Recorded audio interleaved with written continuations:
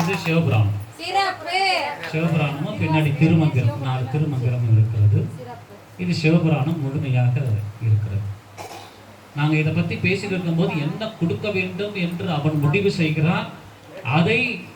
எதை நம்ம இங்கே திருவண்ணாமலை திருப்பரத்தில் அமர்ந்து நாங்கள் எதை பேசினாலும் கைலாயத்தில் அப்ரூவ் ஆகப்பட்டு அந்த உலகத்தில் எந்த மொழியில யார் இருந்தாலும் நீ போ, அவன் ஆசைப்படுற மாதிரி அதை கொடுத்துட்டு வா என்று அவன் அனுப்புகிறான்.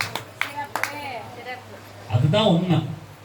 அதனால இங்க எதை யார் என்ன கேட்டாலும் அப்ரூவ் ஆகிடும். இங்க வந்து தடையே கிடையாது. நீங்க போடுற இந்த அப்ளிகேஷன் எல்லாம் மாணிக்க வாசகர் என்ன பண்றாரு, எப்படி திருவாசகத்துக்கு என்ன கையெழுத்து போட சொன்னாரோ அந்த மாதிரி இங்க சொல்றதுக்கு எல்லாத்துக்கும் அவர் கையெழுத்து போட்டு அப்ரூவ் ஆகி கொடுத்துட்டே இருக்கு. இன்னைக்கு என்ன வேணும், இங்க வந்து என்ன கேட்டீங்கன்னா என்ன வேணும்,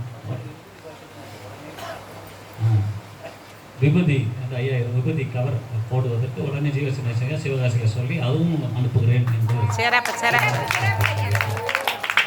இதெல்லாம் வந்து நம்மளால வந்து நினைத்து கூட பார்க்க முடியாத ஒரு காட்சி. எதுவுமே 51 கூத்தப்புரான் அவங்க தேதியில வச்சிருப்பாங்கன்னு நமக்கு தெரியாது. அவங்களா போன் பண்ணி நாங்க 51 கூத்தப்புரான் அழிச்சிட்டு வரோம்.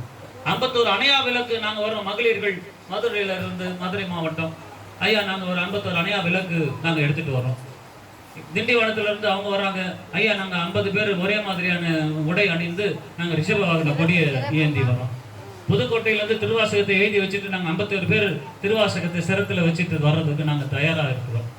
எதையும் புதுக்கோட்டைக்கு நான் போகல, திண்டிவனத்துக்கு போகலை, மதுரைக்கு போகலை, தேனிக்கு போகலை. ஊராக போய் நீங்கள் ஏதாவது கொடுப்பீங்களா நம்ம கேட்கல. ஆரம்பத்திலிருந்து இந்த மாநாடு அறிவித்த பொழுது பல பேர் பல தடவை என்னை வற்புறுத்தி சொன்னார்கள், நீங்கள் நம் அடியார்களிடம் பணம் கேளுங்கள், ஒருவராக இந்த மாநாடு செய்ய முடியாது, நீங்கள் யார்கிட்டெல்லாம் வாங்க முடியுமோ அவங்க கிட்டெல்லாம் சொல்லுங்கள் என்று என் மீது பற்று கொண்டவர்கள், அன்பு கொண்டவர்கள் பலமுறை என்னை வற்புறுத்திய போதும் மணிவாசகர் எனக்கு இட்ட பிச்சை, மணிவாசகர் இட்ட ஒரே ஒரு சொல், நீ மனிதனிடம் கையாந்தியதே, நீ என்னிடம் கேள், யாருக்கு உனக்கு வேணுமோ அவனை நான் அனுப்புகிறேன், உன் அடியார்களை என்னிடம் கேட்க சொல், நான் யாரெல்லாம் அதற்கு செய்ய வேண்டுமோ அவர்களை எல்லாம் உன்னிடம் தேடி அனுப்புகிறேன், நீ யாரையும் தேடி போக வேண்டிய அவசியம் உனக்கு இல்லை என்பதை மணிவாசகர் சூட்சமமாக தீர்க்கமாக சொன்னான். அப்புறம் தான் சொன்ன, எல்லாரும் அவங்ககிட்ட கேளுங்க, மாநாடு சிறப்பாக நடக்கணும்னா யார் ஒத்துழைக்கணும்?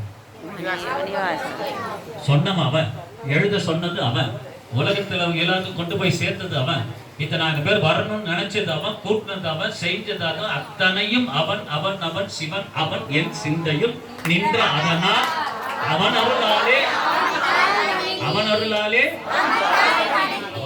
அவன் நடத்துகின்ற மாநாடு இது. அதனால சிவன் அவன் சிந்தையில் நின்ற அதனால் அவன் அருளாலே அவன் நடத்துகின்ற இந்த மாநாடு நாம கேட்காமலே கேட்டதெல்லாம் அவன் மூலியமாக யாரையாவது வைத்து கொடுத்து கொண்டே இருக்கிறான். ஐயா கூட பதார்த்தங்கள், காய்கறிகள் எல்லாம் நீ எவ்வளவு வேணுமோ அந்த லிஸ்ட்டை மட்டும் கொடுத்துரு.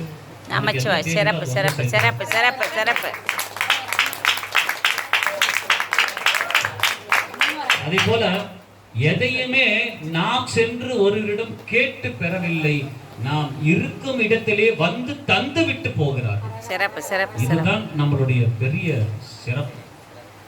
கிட்டத்தட்ட நம்ம 2 நாட்கள் முழுமையா எத்தனை பேருக்கு நம்ம உணவு பரிமாற்ற போகிறோம்னா குறைஞ்சபட்சம் ஒரு 15,000 பேருக்கு நமக்கு உணவு கொடுக்குறோம். 19ஆம் தேதி காலையில் ஆரம்பிச்சோம்னா 20ஆம் தேதி மாலை வரைக்கும் ஒட்டு மொத்தமா நம்ம கணக்கீடு பார்க்கணும்னா ஒரு 15,000 பேருக்கு நம்ம வந்து உணவு கொடுப்பதற்கு நமக்கு இறைவன் நமக்கு அவ்வளோ பெரிய கருணையை பொழிஞ்சிருக்கிறோம்.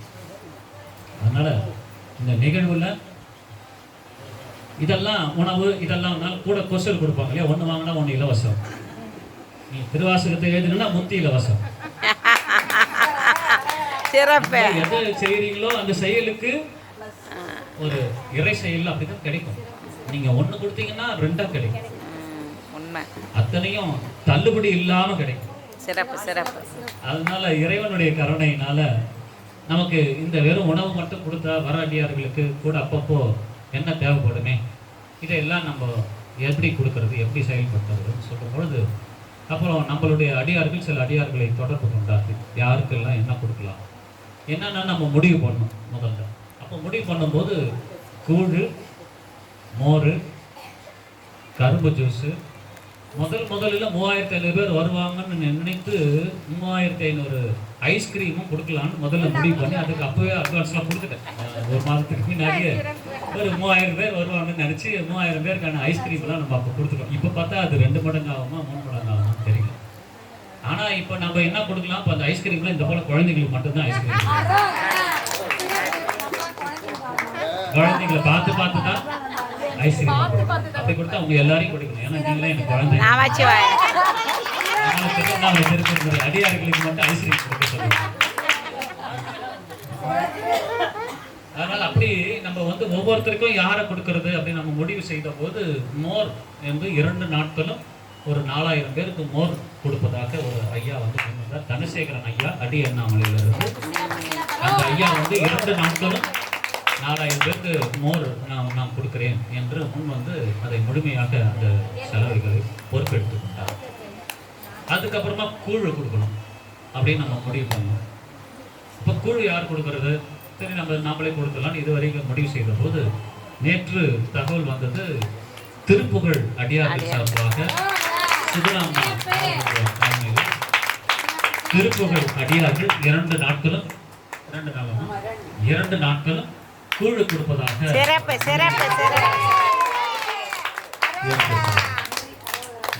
அவர்களுக்கு சிறப்பு சொல்லலாம். அதனால கூழ், மோர் ரெடி ஆயிடுச்சு. அப்புறம் கரும்பு ஜூஸ் நம்மளுடைய பெண்ணாத்திலிருந்து வராங்களா பெண்ணாத்து முருகேசன் என்ற அவர்கள் கரும்பு ஜூஸுக்கு அவங்க பொறுப்பெடுத்துக்கிட்டாங்க. அது 20ஆம் தேதி ஒரு நாள் நமக்கு அந்த நாளுக்கு அன்னைக்கு நம்ம கரும்பு ஜூஸ் கொடுக்குறோம். ஒரு 4000 பேர் வர்ற மாதிரி கரும்பு ஜூஸும் நம்ம கொடுக்குறோம். நம்ம சொன்னதை போல 20ஆம் தேதி ஐஸ்கிரீமும் நம்ம 3000 பேருக்கு ஐஸ்கிரீம் இதெல்லாம் இவையெல்லாம் மாநாட்டில் கொடுக்கப்படுகிறது. மாலை ஐயா சொன்ன போல இப்போதான் எனக்கு அவர் சொன்னதுக்கு அப்புறம் ஒரு சிந்தை வந்தது.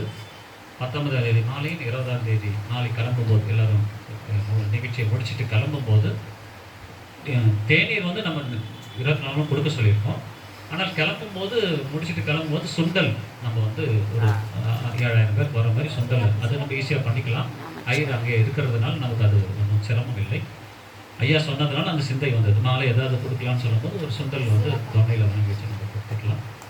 இந்த சுண்டல் இரு நாளும் நம்மளுடைய மாநாடு அமைப்பாளர்கள் சேர்ந்து அந்த சுண்டலை கொடுப்பதற்கு நம்ம ஏற்பாடுகள் நம்ம செய்யலாம். இதுதான் மாநாட்டினுடைய முழு நிகழ்வாக நம்ம